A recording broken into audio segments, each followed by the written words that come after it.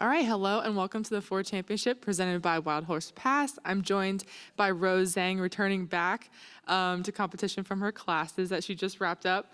I think that's the first thing everyone wants to hear about. How was your classes this past quarter, and what did you take? It's been good. I'd say that I had a pretty heavy load, but nonetheless very fulfilling. I couldn't really say that it's a complete break. I took 22 units, so some of the classes were just sitting through 3 hours of lecture and listening to student presentations about deliberative democracy, and I had a couple fun classes though. I took a Hebrew Jewish literature short stories class, sleep and dreams class that I mentioned at Hilton, where people can fall asleep and get extra credit. And then, took some politics of algorithms classes and a science tech society class. So, yeah, it was a heavy load, to be fair. A lot of writing. Yeah. And what do you have a favorite project or anything like that you kind of worked on? Favorite project? I worked on, well, in my sleep and dreams class, obviously it's probably gonna be the most fun, but with my partner, I did a perfect sleep routine for morning and evening. And like we basically explained the whole neurology side of things, which was pretty cool. And you talked about this is now your second year doing this with the quarters. Just talk about how you've been balancing and keeping up with your practice schedule and all your other obligations on top of school. It's been a little bit difficult, but I had a little bit of a different approach to this quarter versus last quarter. Last quarter, I felt how difficult it was going through the season and maintaining just my energy and my stability and the things that I was doing. So I decided to use this winter quarter to just be a student. As I said before, it was more so the objective of trying to kind of bring balance back into my life, whereas last quarter I both took 20 units and then I played a lot of golf on top of it. This year I hosted an AJGA event, which was super cool. I was out there the entire time.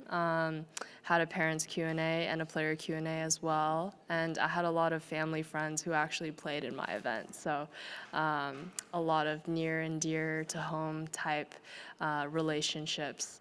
I would say for the most part, very satisfied with the way that I approached the entire season from the 10 weeks. I feel like there's a lot of things that I looked back on, and I think that there's necessary steps to improve on to stay more stable and not completely burn out towards the end.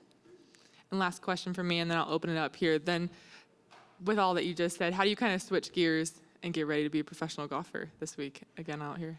Yeah, I think there needs to be a little bit of a learning curve. So I'd say I give myself a little bit of time to adjust. There's a lot of events this year, so it allows me to have an opportunity to have an open mind. And I think I need a lot of technique work, a lot of things that I need to work on in terms of my game from the long game to the short. So it's a lot of more focused on that rather than just trying to go for score, go for wins, all that stuff. Because I think if you take care of your game in the process, then that will put you and set you up for opportunities. Great. We'll open it up here. Sarah? I knew it was challenging last year for you to do both, but this year, did you kind of enjoy having the dichotomy of Rose, the professional athlete, and Rose, the student, and just get that 10-week break where you kind of get to be quote unquote normal? I enjoyed it for sure. I felt like that was the first quarter, or this quarter was the first quarter where I felt somewhat normal, where, I was going through all of the struggles of being a college student. I was sitting through lectures, 8 hours of lecture every Tuesday and Thursday. I had pop quizzes for some of my classes, and I'm like, this is honestly terrible. Like if I was a student athlete, I would be missing all these classes, and I'd probably have zeros on all my pop quizzes. So it was a lot of being attentive in the school aspect, but I also learned a lot about the outside world with, AI, with politics, with like social, like society interactions. There's a lot going on in universities right now, and I think it helps widen my horizons a little bit, like I anticipated. How do you put that aside, put your golf hat back on, and get yourself in a competitive mode again to get out here and play against the best in the world? I think regardless, competition is innate in every single athlete, especially with the LPGA Tour being one of the biggest competitive fields in women's sports. So I feel like it wouldn't take too much time to put the competitive hat back on. I will say that it will take a little bit time to get acclimated with going back to the structure of Mondays through Sundays, what are we doing to prepare for golf? But I do think that this year will be a little bit different in that I have a lot of different perspectives of how I'm approaching this game entirely. Just your thoughts on Whirlwind Golf Club. I know obviously a new venue for the tour this year, and just desert golf in general. What do you like about it, and what's your strategy to attack this golf course this week? I love desert golf. Played a lot of desert golf from being a junior golfer. I played in the Thunderbird. I played in the NCAAs, played in Longbow. So there's a lot, Greyhawk. I played all these courses, and they're pretty similar in that they roll out, greens are firm, it's gonna be hot, so we have to conserve energy, but we also have to be smart in how we're using yardages, how we're using clubs. There needs to be a little bit more creativity, but I'd say that there are certain holes out here where you can definitely attack, especially the par fives, for a lot of the people that are long hitters. I wouldn't include myself in that circle, but I will say that there are some attackable holes.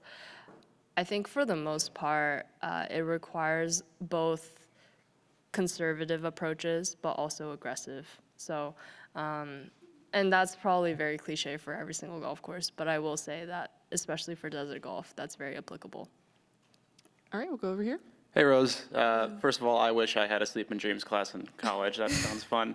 But related to that class, was there anything you learned in it that might be able to help you with your tournament schedule and your student schedule? For sure. Well, part of the learning process in the class itself was understanding sleep optimization. It was talking about the emphasis of sleep. They had this class mantra called drowsiness is red alert, where like basically this pertains to like driving in particular, but it applies to like every aspect of your life, because especially at Stanford, a lot of people are pulling off all-nighters to finish practice sets, and they're finishing schoolwork, studying and cramming for exams. But at the end of the day, like they were showing levels of how much sleep you should get, and if you lack that amount of sleep by the day, then your awareness for things and your ability to obtain information will decrease significantly. And also the time change thing. I had a big problem with time zone changes, and the LPGA Tour is a global sport. It's a global tour. We travel from Asia to Europe to US to like anywhere. So the time changes have affected me a lot off the golf course, and I had a lot of racing mind during that time. So creating a routine that kind of helps you wind down a little bit and then redoing that until you actually fall asleep has been like a little bit of an eye-opener. And they had us track our sleep as well. So I was looking at how much sleep that I was actually getting. I was like averaging 6 hours. So that's not great. What's your ideal My ideal appeal. amount of sleep? Wait, what? What's your ideal amount of sleep? Oh, ideal. Well, the ideal to even be somewhat functional is 7 hours, but ideally for an athlete, it's 8. Right, Bill? Hey, Rose. I know you're one of our 5 new girls golf brand ambassadors. I just wanted to gain your perspective because I think it's so interesting as our youngest ambassador. I feel like players who are new to tour adjust to the tour life, focusing on golf, all of the commitments. But for you, why was it so important to become an ambassador, giving back your time and growing the game? I think regardless of age, it's necessary to at least understand why you're doing things and why you're competing, why you're playing this game called golf. And for me specifically, I took a lot of time, especially in this off season, to ponder of like, why am I doing this? And I think that one of the things that a lot of the tour players out here say is, we want to grow the game and we want to influence and inspire younger generations. I think that approach just sits super well with my values, and it has encouraged me to use whatever platform I have. It could be very small, it could be very big, to help even the one girl, the 2 girls that are out there. You never know. They would have, like, for a lot of the kids out there, they have endless opportunities to go to college, to play professionally, to get into whatever profession they like. But we have to have people who actually are there to inspire them with certain experiences, inspire them with information that can help them really like think for themselves what they want to do. And that's kind of something that I really hold near and dear to in terms of me wanting to impact in that way. I know you're not far removed from being a junior golfer yourself, but just with hosting your AJGA tournament, being a girls golf ambassador, just what does it mean to you to be a role model for that next generation? It's honestly a little bit weird, just because, especially in the AJGA event that I hosted in, I actually played with some of the competitors there as a junior golfer, and it's just super cool to see that junior golf, amateur golf, and professional golf isn't too far away. And a lot of the little girls out there who I see, they quote unquote have big dreams, and as girl golf really holds up that sort of slogan. I think little girls do have big dreams, and they can actually approach it in that way. And I almost didn't dare to think that I was going to be a professional golfer. But I did have the dream, and I thought it was big, and and now I'm able to be a part of it, which is super cool. So for me, giving back in that experience to those who also want to, either be here on the tour or also go to college, it's a fun experience for everyone, not just myself.